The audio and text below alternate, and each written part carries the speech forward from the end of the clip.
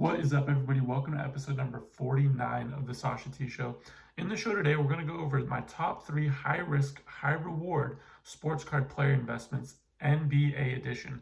So these are the guys that maybe they haven't, started out their careers the way that people wanted to, or what the teams expected them to.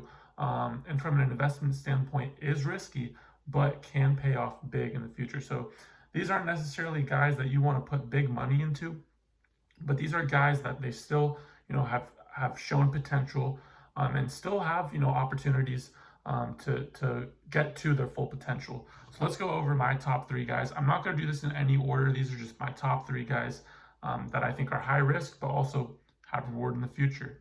All right, let's go. First one, we're going to go with my man over with the New York Knicks, RJ Barrett. Now, he was drafted 3rd overall in the 2019 NBA draft. Now, in 30 minutes per game, guys, he's averaging 14.3 points, 5 rebounds, 2.6 assists on 40% shooting from the field and 32% from the three. And now if we look at his base Prism PSA 10s, which is number 250, if you guys want to look at it, they're going for around $115 right now. The price has actually gone up since the NBA suspension. We could see March 5th, they were going for around $90. And then his raw card currently is going anywhere from $8 to $13. Guys, we know it's tough playing for the Knicks. It's tough playing for Steve Dolan, which I don't understand why I understand why he doesn't want to sell the team, but if I was a Knicks fan right now, I'm gonna be honest, I would be pissed off. I wouldn't probably even be a Knicks fan at this point if I was one. Now there's some problems with the team though. There's some problems with the functions. You have Julius Randle there, who's also a lefty. RJ Barrett is a lefty. Now, I like Julius Randle, great player, but not the best fit when you have a rookie coming in that's also a lefty. It's tough for them to coordinate. And if you think about it, Julius Randle right now is the best player on the team. So when you're bringing a rookie in and you have the best player on the team who's already a lefty, it's going to clog the lane. Both aren't great shooters. So it doesn't really help RJ's game whatsoever. We see with, Zion and John Morant, they have guys with them that make them better.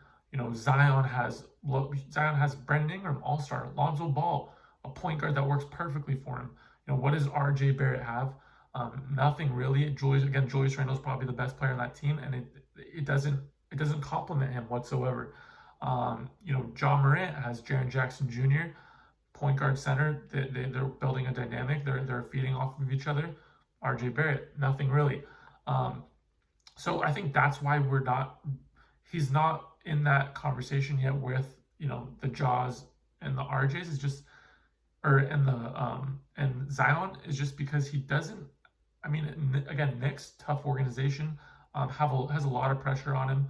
And he doesn't really have any pieces essentially to work with. If you think Kevin Knox is a piece, which I don't whatsoever, it's just nothing really is there helping him. And I'm not even saying he's played bad this year. I think he's played solid. He definitely needs to work on his three-point shot and his shooting in general. And they listed him at 6'6", but he really seems a little bit bigger, 6'7". And he just seems like a natural scorer. His passing ability, I don't think we're gonna be knowing him as a passer. But again, he has a lot of potential. I think this summer is going to be really big for him, putting in the work. From what I've known and from what I've seen, he is willing to put in the work. He's not scared of putting in the work. So again, it's a guy that is risky from the standpoint of he's with the Knicks organization, which we've seen hasn't been able to develop talent as much, except for, I guess you could say, Porzingis, but I think Porzingis would be known as an exception, if you will. Honestly, the only downside would be that he's with the Knicks. I honestly like his playing style. Again, I think if RJ was with like a smaller market team, just like how Zion and Ja was, I think he would be better off. But big market team, so what happens in big markets? If you do bad, it's exemplified, but if you do good, it's really exemplified. So I think, there's going to be reward in him. It's just if you're willing to take the risk. So that's RJ Barrett for you guys. Next up, our man from the Sacramento Kings, the second overall pick in 2018. Now, just to give you guys a reminder, guys that went after him, I'm not going to give you the name yet, but guys who went after him in the draft, third overall, Luka Doncic. So, Jaren Jackson Jr., Trae Young, Colin Sexton, Shai Gilgeous-Alexander. This player was picked before all those guys. Again, Luka Doncic, Jaren Jackson Jr., Trae Young, Colin Sexton, Shai Gilgeous-Alexander. This guy, the second overall pick in the 2018 NBA draft, Marvin Bagley. Yep, Marvin Bagley from Duke. Has he done much so far? No, this year, guys, he's only played 13 games. In 25.7 minutes per game, guys, let's see, he's averaging 14.2 points, 7.5 rebounds, 0.8 assists. I mean, honestly, not bad averages for 25.7 minutes per game, but he's only played 13 games. The man cannot stay healthy. I believe he's 6'11" with a nice wingspan. I mean, if we look at his card prices, his base Prism PSA 10 is selling for a mere $30. His raw is selling for $4. You know, he's with the Sacramento Kings, which honestly have been playing better the last couple of years. They have De'Aaron Fox, you know, they have Buddy Hield. They were looking at Marvin Bagley to kind of be that third guy that of the core moving forward. But so far, he hasn't done it. I mean, guys, he's shown potential. And there's a bunch of potential, you know, when they picked him second overall. But so far, it hasn't panned out that way. I would look at this as a really, really big risk.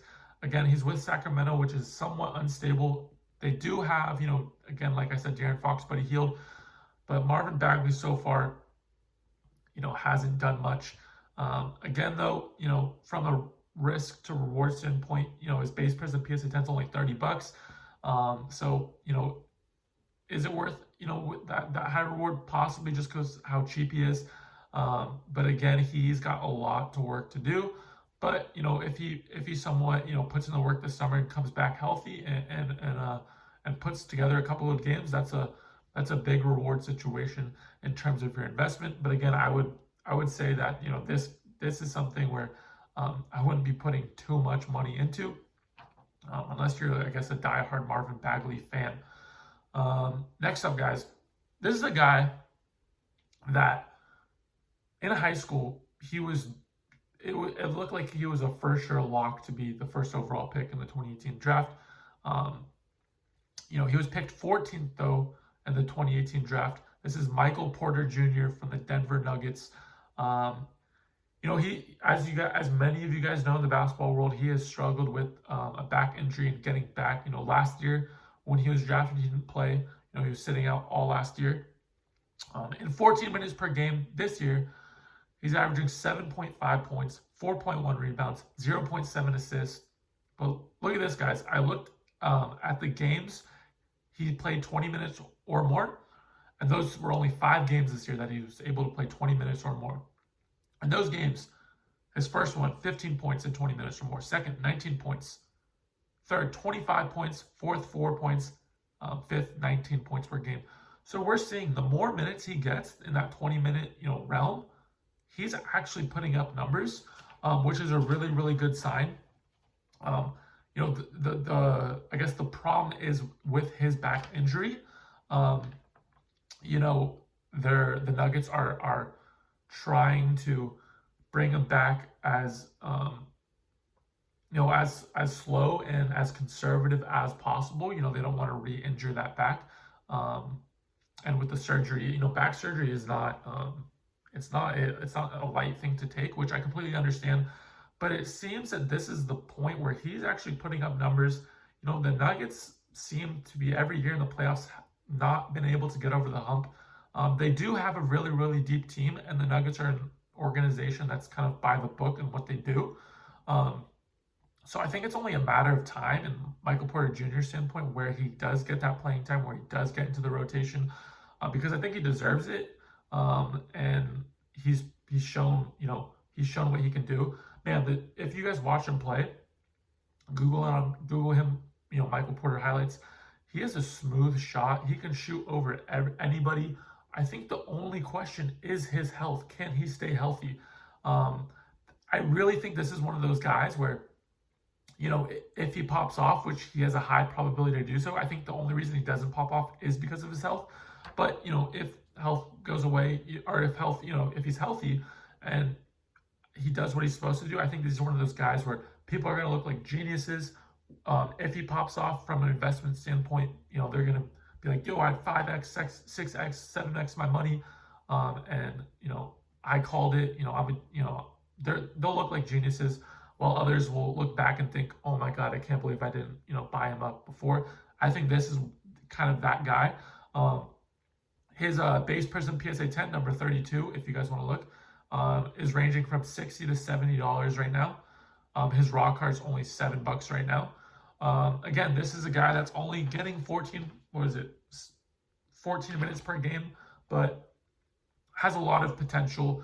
If he can stay healthy, guys, I think this is a multiple-time All-Star. I think this is a guy that we're going to be looking at and talking about him in that Trae Young, Luka-ish standpoint. We're going to be talking with those three guys together with Shai Gilgeous-Alexander from that 2018 draft. So I think there's a lot of potential in him. So those are my top 3 high-risk, high-reward sports card player investments, NBA edition. If you want to go ahead and smash that like button and hit that subscribe button, that would mean a ton. If you're listening on Spotify, please follow me as well. Thank you so much, guys, for tuning in, and I'll see you guys next time.